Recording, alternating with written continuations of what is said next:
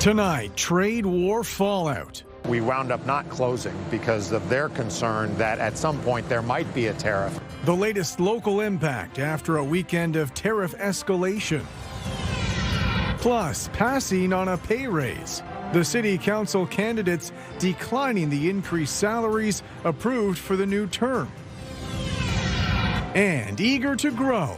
Come and support our mission, help us grow more, because without the community, we will not be able to be here. The all-female detailing shop looking to expand.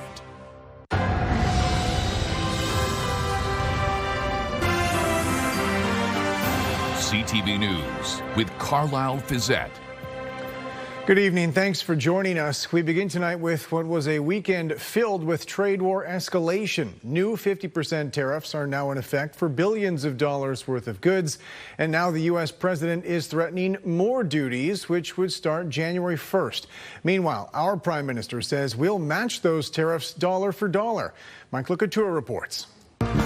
At the White House, President Donald Trump said nothing about the collapsed trade negotiations, instead doing his talking on social media. Repeating a claim that the U.S. doesn't need Canada, Trump also threatened to increase tariffs on the auto and steel sectors to 50% starting January 1st. There is a mutually beneficial deal possible here. While trying to remain hopeful, Prime Minister Mark Carney pushed back on any suggestion that Canada can't survive without the Americans. An attitude at the negotiation table that Canada is a subsidiary of the United States. The Canadian industry is going to be disadvantaged relative to American industry. That we're going to set up terms so that over time, Canadian industry is going to face constant headwinds. That's not something we're going to accept. While Carney chose his words carefully, Ontario Premier Doug Ford went after Trump on radio. Well, he can kiss my ass as far as I'm concerned. We're going to go at him full steam. That comment may have teed off Trump, who responded online with another post, calling Carney governor and Ford a flunky for the prime minister. You know, your own people, President Trump, don't even like you. And they're going to speak loud and clear when it comes to the midterms. And if I was allowed to, I'd be down there door knocking. Ford also floated the idea of export taxes on products the U.S. needs, like energy, potash, and critical minerals. It's something premiers and the prime minister have been hesitant to consider. But in French, Carney said all options are on the table. Conservative leader Pierre Poilievre is calling for the text of the failed deal to be made public. Canadians need to know what it is that we are rejecting. My view is that we need to fight for tariff-free trade. The Prime Minister has threatened dollar-for-dollar counter-tariffs on the U.S. starting the day after Labor Day. And he said the federal and provincial finance ministers are meeting today to go over options. Mike Lecouteur, CTV News, Ottawa. Meanwhile, Canada's Energy and Natural Resources Minister was in London today promoting a government investment in a local biogas energy project. But as Sean Irvin reports, the escalating trade war was front and center. We will not let another nation tell us which countries we can do trade deals with. Amidst a tour of a biogas facility in London, Canada's Minister of Energy and Natural Resources made it clear the trade war with the United States will not falter industry. Plan A is to get our energy and our critical minerals to all of our allies. Part of that plan is to invest $19 million into a producer of natural gas from organic waste. Announced to generate upcycle on Green Valley Road, the minister said the investment is an example of what's to come. More Canadian-made energy solutions like what you're seeing here behind us. Along with the company's investment, the total price tag of this project will reach $60 million. The money will go towards an expansion already underway to increase production at the site. The firm uses science to decompose green bin material from Londoners into energy. So you want to convert that biogas into something that can be pumped into the Enbridge pipeline and then comes back into our homes. In Canada, the expansion could power 4,500 homes a year. But the company's CEO conceded that plans to seal a deal with at least one American client recently fell through under the threat of tariffs, which the firm remains unaffected by. We wound up not closing because of their concern that at some point there might be a tariff in place, and they didn't want that financial risk. Despite that loss, Generate Upcycle intends to hire a handful of new staff once the expansion is complete in 2027. Which cannot come at a more crucial time for our economy, both locally and in our region. In London, Sean Irvin, CTV News. Good evening. Feeling like fall in southern Ontario today as a cool air mass is settled in behind the weekend system. Scattered showers across the area with some lake effect, the rain coming off Lake Huron. Now the showers are starting to wind down out there, but we still have some light drizzle to deal with. Temperatures cool in London and holding at 17 degrees this afternoon, well below normal for this time of year. The showers now confined to southern portions of Huron County, northern Middlesex, but still some light drizzle making the move into London and Oxford County and southern Perth as well, in and around St. Mary's, picking up some light rainfall. High pressure will be building in tonight. Will shut down the lake effect showers. The area of low pressure will be pulling east, and the temperature, well, close to where we should be overnight. We'll rebound tomorrow. I'll have that forecast for you coming up. Carlyle? Thanks very much, Julie. A free app has launched designed to provide more accurate and timely bus information for London Transit users. As Jerry Dewan reports, it's particularly meant to help with sudden delays and interruptions. Western University student Ashley Taylor has been riding London Transit buses for just over 3 years. Right now, she has one go-to app when it comes to her transit commute. I just use like Apple Map. But she admits real-time information about her bus's route is a little spotty. Usually it can be pretty good. Recently, it's been a little bit more delayed just because of like construction happening in town and stuff. Now the LTC has partnered with Transit App, a Montreal-based company that does real-time transit information. It's used by more than 1,000 transit systems in 40 countries around the world. What Transit is an app built for and by public transit riders. Stephen Miller is policy lead for Transit. As soon as you open the app, it shows you the ETAs for the nearest bus lines. So you don't have to go hunting to figure out what's the best route or where's the nearest bus stop. General Manager Kelly Plesny says the LTC has had real-time information on their website for years, but riders were looking for an app. And while there are numerous apps that can be downloaded for a price, the Transit Commission felt it would benefit riders to have a reliable go-to option that's free. An app that we can now say is verified. We can confirm that it's being kept up to date. It will have the same real-time information that we've got on our website, but via an app. A bus signals its location every 90 seconds, so even an unexpected detour will be identified and factored into when the bus will arrive at a certain stop. The LTC has purchased the Transit app as part of a one-year pilot. At the end of that year, they'll consider whether they want to continue using it. They'll also consider other features the app offers, including being able to purchase tickets off the app. The other benefit of going with the Transit app is that it's already being used by a number of other large transit systems like Montreal, Ottawa, and Vancouver. It's a great app for transit riders that travel because now they use it in London. You can go to Toronto and you're using the same app. That applies to cities in the U.S. and Europe as well. The Transit app is available for download now. Jerry Dewan, CTV News. A London man was sentenced to more than 3 years in prison today, convicted of manslaughter for selling drugs that led to a fatal overdose. With more on the judge's decision, here's Nick Paparella. Following a trial in March, 35-year-old Jordan Culley was found guilty of manslaughter and criminal negligence causing bodily harm. This after he unknowingly sold cocaine laced with fentanyl to a London couple in May of 2023. It caused the overdose death of Christina Bestward, a 41-year-old mother who was found dead in her central London home. The contaminated drugs also sent her partner, Daniel Gale, to hospital after he too overdosed but survived. While handing down his sentencing decision, Justice Mark Garson highlighted how the fentanyl epidemic is worsening, citing that the London area exceeds the provincial average, causing 300 annual deaths. This case illustrates our new reality. What appears to be a routine drug transaction can turn out to be fatal. When speaking about the victim's family, he said they have suffered a profound and entirely unnecessary loss. A young mother lost her life, and a child lost his mother. Those consequences will endure long after these proceedings have concluded. The Crown asked for 6 years, and the defense requested a conditional sentence, citing that Colley is remorseful. Justice Garson handed Colley a 3.5-year prison term, and with credit for time already served, he has 3 years left.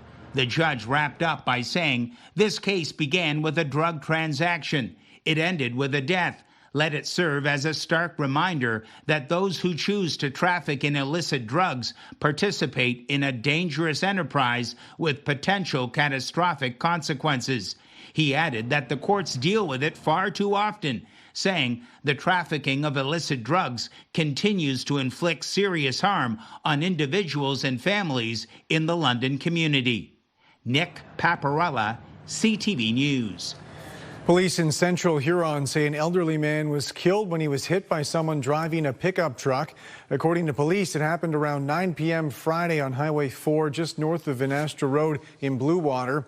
The man was pronounced dead at the scene. They also say the man's dog was seriously hurt and was euthanized. At this point, there have been no charges laid. Officials with Ontario's police watchdog say they're investigating after a crash involving an OPP cruiser near Park Hill seriously injured 2 people. According to the SIU, it happened near Nairn Road and Centre Road Sunday afternoon. The person driving the passenger vehicle and the OPP officer involved were both taken to hospital. The SIU investigates any situation involving police that results in serious civilian injury. Here on Perth, Public Health says mosquitoes found in a Listowel trap have tested positive for West Nile virus. They say they're the first confirmed cases this year across the 2 counties. Health unit officials recommend using deep-based bug spray, removing any standing water, and wearing long sleeves and pants to limit spread. An all-female auto detailing shop has reopened, helping vulnerable women build confidence and independence. With more on the journey to get to this point and where the owner wants to go from here, here's Lauren Stallone.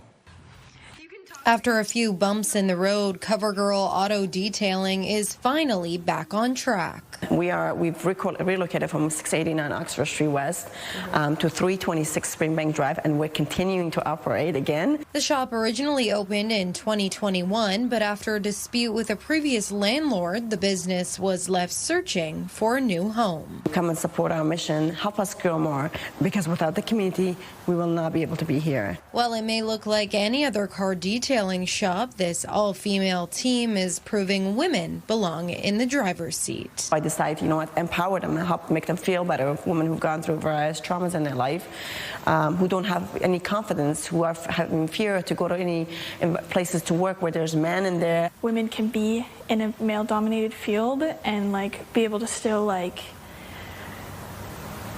be able to run and do good just as good, maybe even better than a man could. I really wanted to work here because they just empower women a lot, and it's a lot more comfortable than any other place that I've worked at. Layla Kay got the idea to offer women a safe workplace to build confidence, independence, and job skills after the passing of her brother. I was actually very ignorant to that, but he actually taught me to feed homeless, and everybody needs help, everybody needs a hand. Now CoverGirls has helped over 200 women and girls shift into a new gear. I'm going into the trades, which is definitely very, very male dominated. So knowing that there's other females doing it and still being very encouraged. I'm deciding to join the military, and this place, I feel like it's a great way to get started.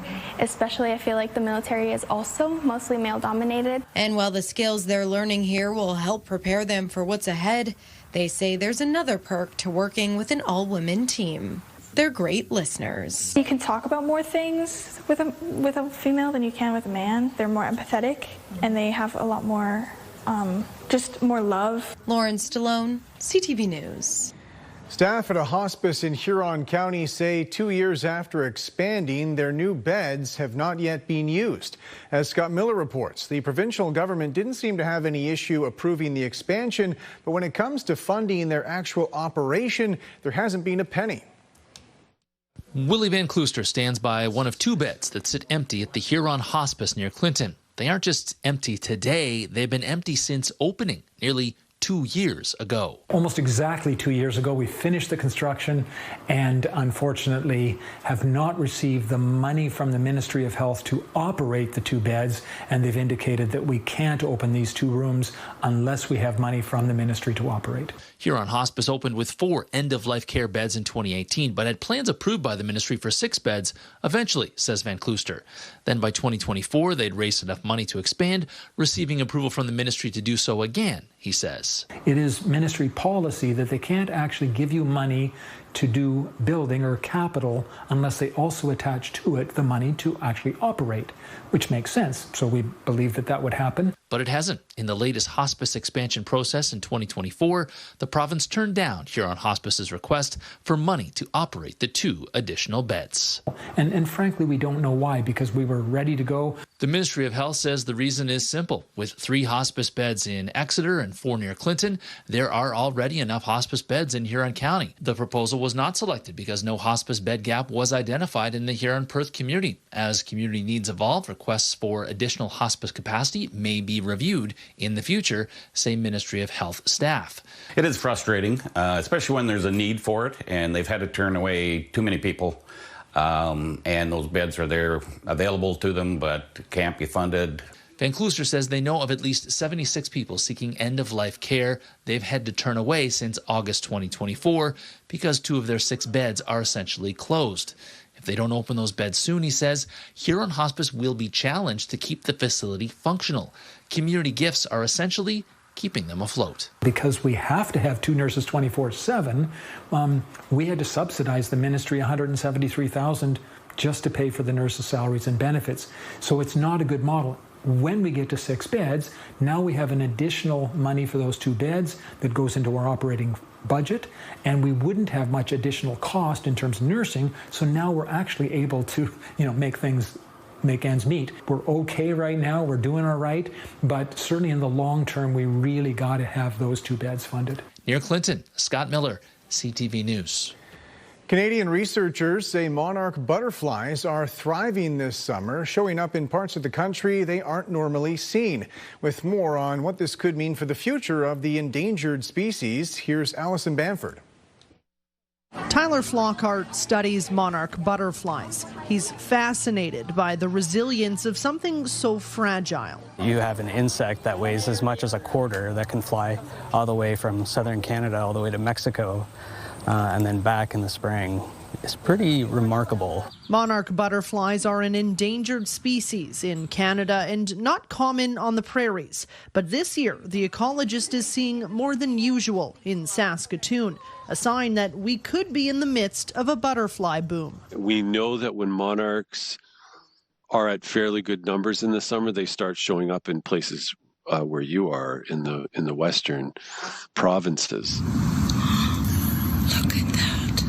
People across the prairies are taking note, patiently capturing the tiny details of metamorphosis from caterpillar to chrysalis to butterfly. Experts say it's common for insect populations to fluctuate. Favorable weather conditions likely contributed to this year's numbers.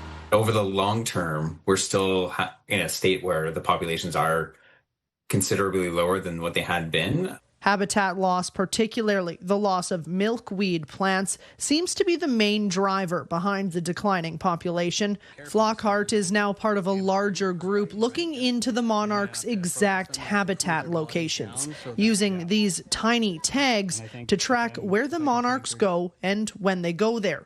Information that he says could help in conservation. Particularly for the prairie provinces, it gives us information to understand how important are the prairies to the monarch population as a whole. Some monarchs have already started migrating. Flockhart hopes to begin tagging butterflies as soon as possible so their flights south can be tracked in real time. Alison Bamford, CTV News, Saskatoon. Coming up, the American side of the story, White House officials and their narrative painting us as the reason trade talks collapsed. Plus, the tariff impact on Canadian art, why creators are scaling back sales over the cost of shipping to the U.S.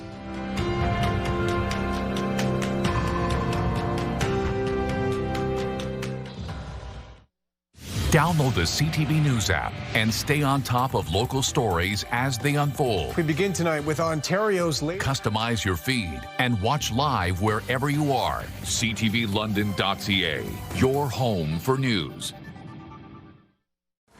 Welcome back. Several candidates for London City Council say they're not going to accept the 35% pay increase coming into effect for this new term. With more on their message to the incumbents who approved the raise, here's Daryl Newcomb. This is the Rabale Zebian Future Innovation Scholarship. There's a gold, silver, and bronze. If elected, Ward 12 Council candidate Rabal Zebian says he'll use the 35% pay increase for councillors to create a series of scholarships for local post-secondary and trade school students. And he's making that commitment in writing. I don't believe it was justified. I believe it's completely unfair.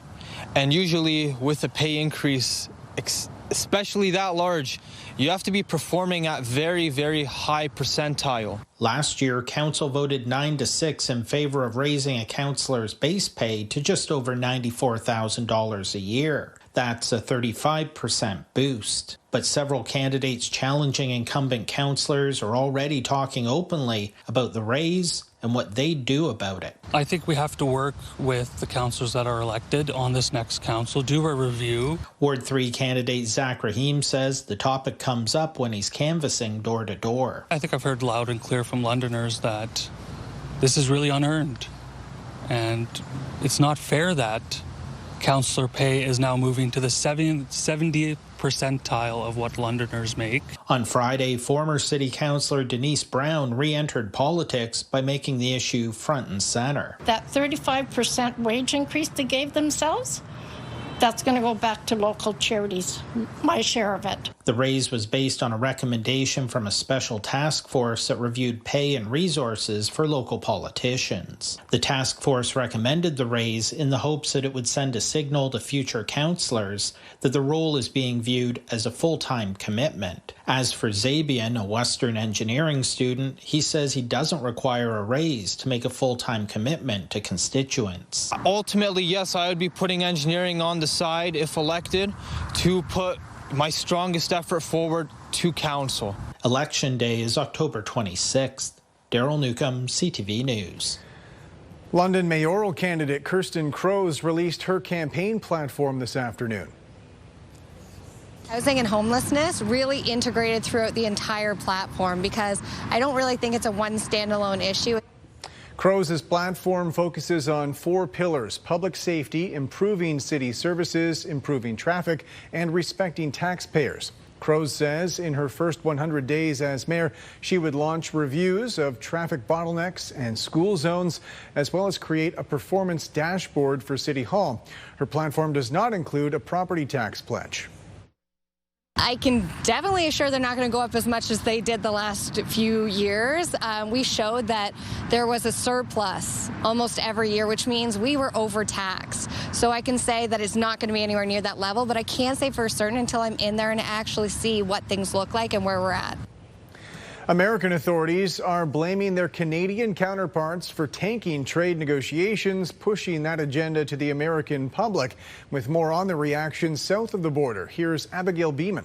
They were offered quite a good deal. They chose to reject it. They came in with a bunch of unreasonable last-minute demands.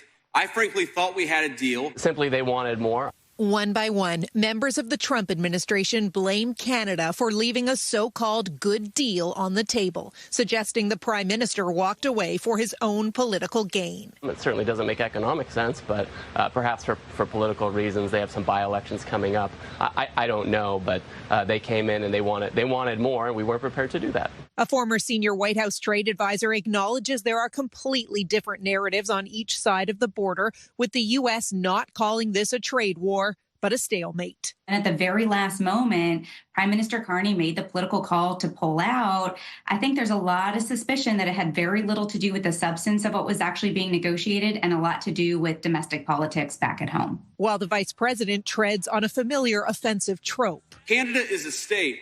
Sorry, Freudian slip. That was actually an accident.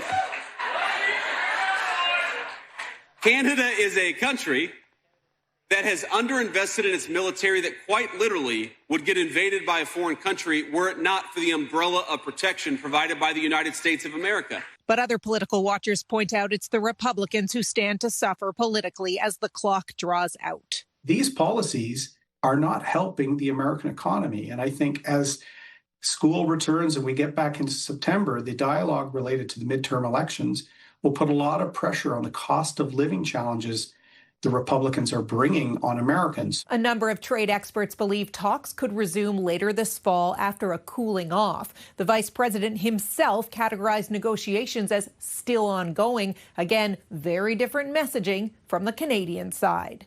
Abigail Beeman, CTV News, Washington. The latest round of tariffs has imposed a substantial cost increase for artists shipping their creations south of the border. As John Venevalley-Rao reports, it's amounting to a significant chunk of their income. These 12 by 12 squares are what I'm known for. Laurette Lusajic showed us the kind of artwork she creates and has sold to customers in 40 countries. But one nation in particular makes up the single biggest share of her sales, the U.S. It's about a third of my income, or maybe even half, depending on the year. The Toronto-based artist says American clients are her bread and butter and was stunned to hear her works would be tariffed at 50%. Driven home just this morning after she packed up a small $450 piece, sold this past weekend to an American. And when she went online to ship it, the charge, including the new tariff, was over $260, way up from the $30 to $50 it used to cost for shipping only. Oh, I immediately burst into tears because it was real. Lusajic says, like many artists, she makes a very modest living and worries she'll lose many of her U.S. customers who won't want to pay such a huge tariff. A cancer survivor, she's been through adversity before, hoping to maybe make up some lost sales by finding more domestic buyers. But it may be tough. I can only encourage Canadians to buy local art. Among the Canadian artwork being tariffed, paintings and drawings, collages, sculptures, original prints, and works incorporating materials like bone and antler, which could hit Indigenous artists particularly hard. June Hunter is a Vancouver-based photographer and artist who specializes in images of ravens and crows. She sells about 50 pieces a month to Americans, but has now suspended most of her sales to the U.S. until, as she puts it, the dust settles on this latest flare-up, which is threatening half her business. I'm obviously not alone. We're all in this together. I feel lucky, and at least I'm not having to lay anybody off. It's just me having to pivot on my own. Meanwhile, the artists say they'll continue to make art, but making a living from it just got a lot harder. John Venevalley-Rao, CTV News, Toronto. Julie's on the desk with me now, and I think you maybe feel a bit mixed about today's forecast because today's not great, but at least you get to tell people that this is as bad as it's going to get for the rest of the week. This is just like a little blip in the forecast. It was cool today, temperatures well below normal. We hit just 17 in London. Now, there were areas in southern Ontario that saw some sunshine and resulted in temperatures climbing a bit warmer than our 17, but it was cool and damp at times with some lake effect showers. That cool air holding across our region this evening. 16 now in London. As we head north, 16 to 17 degrees. But you can see the areas where that sunshine has peaked out. 19 degrees towards Wyerton, and winds are coming in at 23. Some scattered lake effect showers continue on the hour, but that probability will start to wind down. The rain will come to an end, and the winds will ease off. So with the winds easing, we won't have that fetch off the lake, but still dealing with a bit of cloud cover. Across the country tonight, we have some active weather moving through the prairies. We still have air quality issues in Western Canada, and we have some rainfall moving through the Maritimes. Closed low pressure system is spinning its way through eastern Ontario through the day today. It will eject towards southern Quebec tonight and start to lose its grip on southern Ontario. High pressure will start to build in, and we're back into some sunshine for tomorrow. Overnight, 14 in London, 13 to 15 towards midwestern Ontario. As we head into tomorrow, I mentioned the showers winding down. We're back into a mix of sun and cloud. We'll start the day with a bit of cloud cover, but the trend will be to clear out as that dry air starts to work its way in. Temperatures are headed up tomorrow afternoon, and it'll start to feel like the upper 20s, even feeling close to 30. So as we go out 48 hours, our next opportunity for rain will come into the area by Wednesday evening, Wednesday night, and there is the potential for some thunderstorms to move through. This is a cold front. Right now, that low pressure system is sitting across the southern prairies, but it will drop in for us heading into Wednesday evening. 26 degrees tomorrow afternoon, so we will heat back up. Temperatures return to where we should be for this time of year. Wednesday, a mix in 24. And then as we head into your Thursday, mainly cloudy with the chance of showers. So Wednesday night into Thursday, we're expecting a bit of rainfall. Friday into Saturday, a mix of sun and cloud. Daytime highs over the next 7, anywhere between 24 and 26 degrees. It looks like a warm up coming our way on Monday, where we're back up to 28. As we head to Midwestern Ontario tomorrow, 22 degrees. It'll feel like 27. So we'll feel that warm air start to move in and the humidity creeps back in.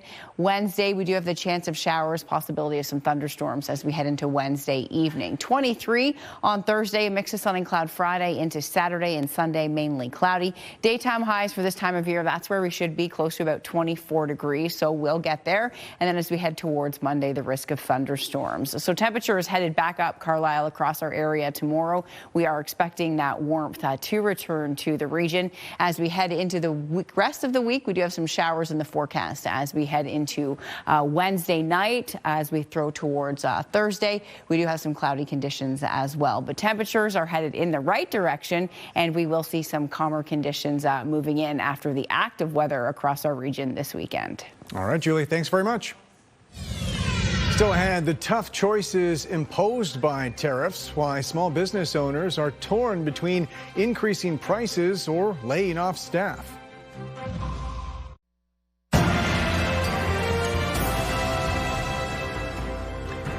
WestJet flight attendants have ratified their new contract, wrapping up their vote this afternoon. Union leaders had said the agreement includes a wage hike of more than 18% over 3 years, as well as new compensation for work done on the ground. A deal was reached after lengthy negotiations, which included a single-day strike over the August long weekend. Union officials say the deal was approved with about 90% of voting members in favor. Economists are expecting strong third-quarter results for Canada's big banks.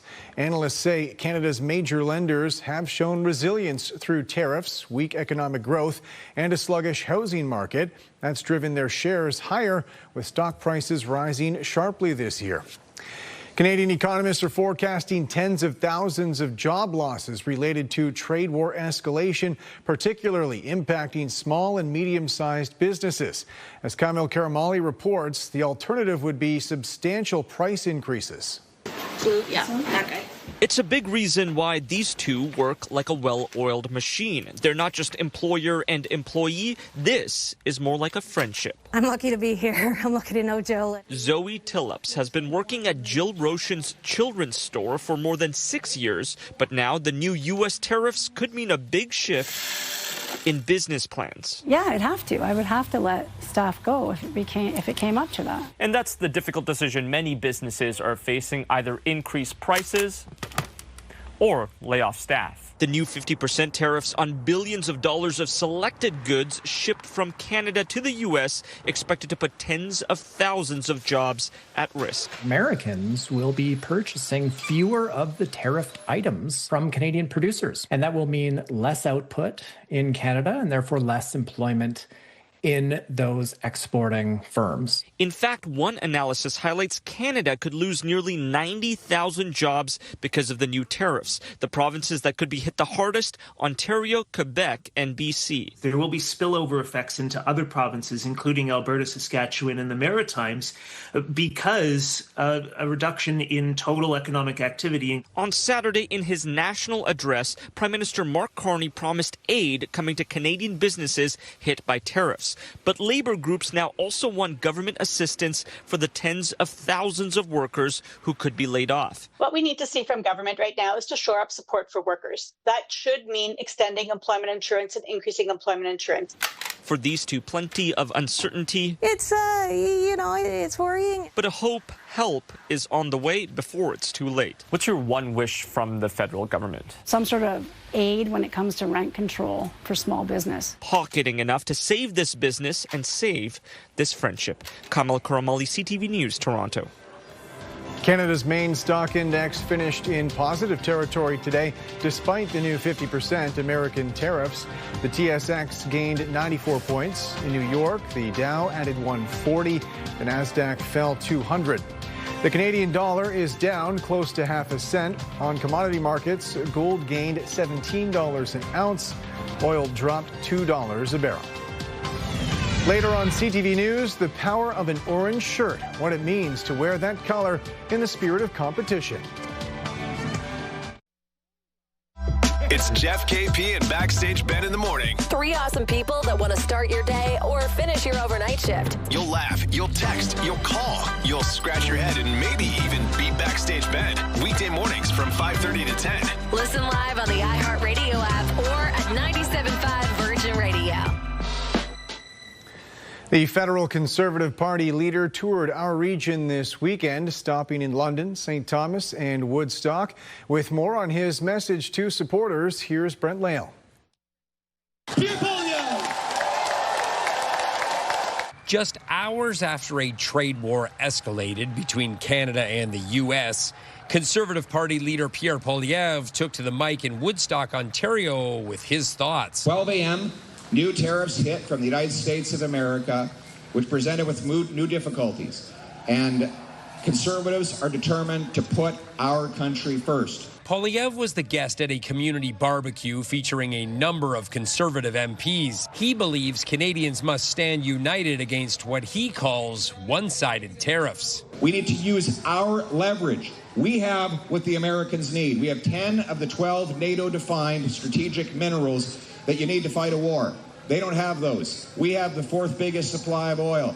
Why don't we build up a massive strategic reserve of these minerals and that oil and make it available for those countries that provide us tariff-free trade? Phenomenal to have Pierre Poilievre here with us, the leader of our party, along with other Conservative colleagues, a strong, united Conservative movement that's here to fight for Canadians, to make sure we could push back against the unjustified tariffs that we're seeing from down south, but also just champion our workers, our businesses, our farmers, and our industry. Conservative supporters were also able to get a photo with the leader after his speech. It's time to stop, 80 years or more of allowing everyone to say, I'm going to make this widget way over there. Doesn't matter if it's going to shut down factories and lose jobs here.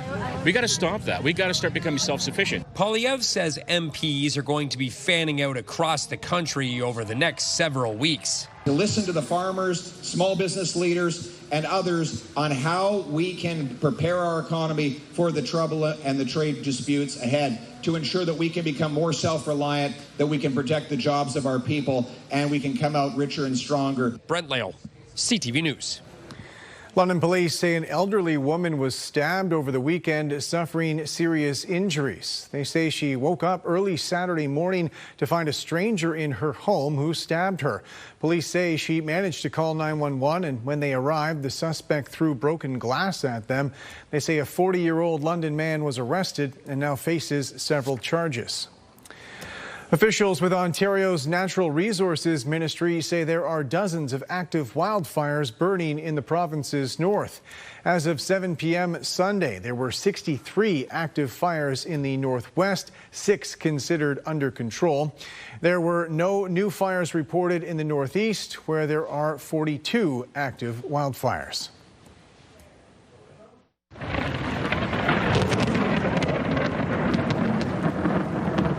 Out west, officials say about 180 wildfires are burning in British Columbia, about a third considered out of control.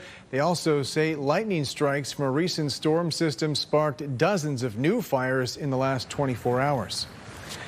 A new survey suggests the number of young people struggling with mental health is dropping. The survey was conducted by the Center for Addiction and Mental Health. It found 46% of respondents in grades 7 to 12 reported a moderate to serious level of psychological distress last year. That's down from 51% in 2023 and more in line with pre-pandemic rates. The survey also found fewer respondents are using alcohol and drugs than in the past and waiting longer before trying them for the first time. However, it found a dramatic increase in online gambling, with 1 in 10 respondents reporting a sports bet in 2025 compared to just 1 in 100 in 2017. Unsettled conditions over the weekend led to this beautiful rainbow. Thank you to David Walsh for sending this in, taken in London. A fall preview will be replaced by summer-like conditions. As we head into your Tuesday, temperatures return to where we should be for this time of year. Chance for showers Wednesday night into Thursday and the weekend. We have more sunshine than rain on the way. American authorities are sending a message to other countries: cut ties with Iran or risk their businesses being cut off from the dollar-based financial system. The American Treasury Secretary outlined the new measures this afternoon, calling them a warning shot to Iran. It includes broadening the scope of potential secondary sanctions on entities and nations maintaining economic links to Iran, meant to pressure the Iranians to stop attacking ships in the Gulf. Ukrainians commemorated the 35th anniversary of the restoration of their independence today. The Ukrainian president marked Independence Day by honoring fallen defenders in Kyiv. He and his wife placed flowers and a ceremonial wreath. The memorial bears the portraits of soldiers who have died since the start of Russia's invasion. A warning about a scam circulating in Alberta that led to an old maple tree cut down by mistake. As Kathy Lee reports, the contractor who removed the tree had no idea he wasn't dealing with the actual homeowner. It came home to all of this. This is all that's left of a maple tree in Alina Schweer's front yard. It was probably close to 30 feet tall. The tall tree rooted at her home in Lacombe, Alberta for 26 years, now reduced to a stump and debris. It happened while Schweer and her family weren't home. The work done by a company she never hired. We got a text from our neighbor that our tree was being removed. Turns out the arborist had been duped too. Someone posing as Schweer used this photo from her home's real estate listing to hire Jesse Harder to remove the tree. Take responsibility for it, but it's also unfortunate. The Canadian Anti-Fraud Centre calls it an overpayment scam, which can target a range of businesses. Scammers typically contact companies by text or email, overpay, often with a fake check, then ask for the difference back or have it sent to a third party before the fraud is discovered. In Harder's case, he asked for a 50% deposit, but the fake check he got was for more than that. The scammers then asked him to urgently send the extra money to roofers supposedly at the property.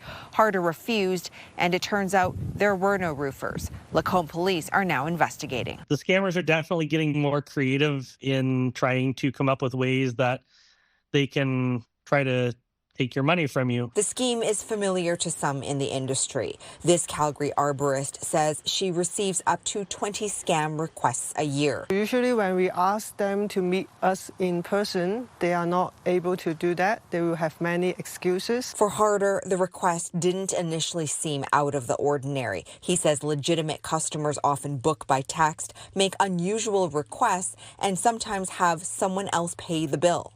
I'm going to be a lot more vigilant of are you actually the homeowner? Harder never sent the scammers any money, but the damage they set in motion is very real. He will now invest time and money to help Schweer restore her destroyed front lawn. $5,000 to me, $15,000 in that ballpark is my best guess. A scam that failed to pay off for the fraudsters, but still left 2 victims paying the price. Kathy Lee, CTV News, Lacombe, Alberta. London's top stories. We have breaking news tonight out of Ottawa. The latest in the breaking news alerts. I'm tracking an area of severe weather. It'll start. And watch live. A developing story now from City Hall where. Download the CTV News app. Welcome back. Finally tonight, the growing impact of Orange Shirt Day. A team from Saugeen First Nation wore custom orange jerseys this weekend at the Ontario Native Fastball Championships. With more on what that meant to them, here's Brent Lale. The Saugeen Thunderbirds had more than just fastball on their minds. The defending Ontario Native champions were wearing custom uniforms from the Orange Jersey Project. I think putting this jersey on is really special, especially I have children, and to show them that we can wear these jerseys and in a positive way. The initiative began after former hockey player Tyler Fuller was moved by the discovery of 215 unmarked graves in Kamloops, BC. My grandparents are survivors of the residential school system. And if it wasn't for them surviving that, I wouldn't be here today. And then to represent these orange shirts means that all these teams here, just not Saugeen, and we have our children running around here. That's the next generation of them watching us play. The project has now become a national movement. It's a conversation piece beyond Orange Shirt Day. It's bringing orange jerseys into the sports. Over 3 years, it's expanded from 500 teams to more than 1,000. We don't put our orange shirts away. So when we go into the sports, that orange shirt comes out again. That conversation comes out again. It becomes an outdoor learning experience. When you're non-Indigenous and then you're Indigenous, it's bringing those worlds together. Our kids are here standing on the sidelines watching the men play, and they're learning from it, same as I did when I was growing up. Those kids have also been learning about the history of residential schools. Orange Shirt Day is about kids that went to school and never came home. Earlier this month, the Kitchener Panthers of the CBL held an Indigenous Day with a drum circle, dancing, and the team wearing custom uniforms. The Thunderbirds were proud to put on the shirts and believe every day should be Orange Shirt Day. To wear orange to remember where we came from and where we're going and never forget the things that happen and pass that on to our children. Brent Lale, CTV News. That's it for us. Thanks for watching. For your latest local headlines, you can always head to our website. I'm back tonight with your late news at 11. Bye for now.